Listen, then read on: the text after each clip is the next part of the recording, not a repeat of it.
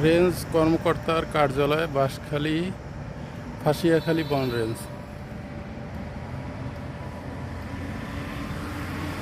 আসলে আজকে একটা গুরুত্বপূর্ণ বিষয় শেয়ার করব। যাদের এই পার্বত্য অঞ্চল থেকে ট্রান্সফার হয় তাদের এখান থেকে একটা ছাড়পত্র নেওয়া লাগে। তো এই ব্যাপারটা নিয়ে আজকে বিস্তারিত বলবো আপনাদের। এই যে ভিতরে চলে এসেছি, দারুণ একটা পরিবেশ। এই যে রেঞ্জ কর্মকর্তার কার্যালয়, ফাঁসিয়াখালী বন রেঞ্জ, ফাঁসিয়াখালী বন রেঞ্জ,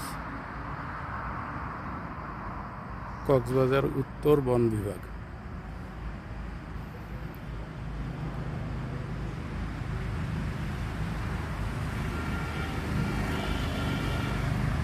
সুন্দর একটা পরিবেশ।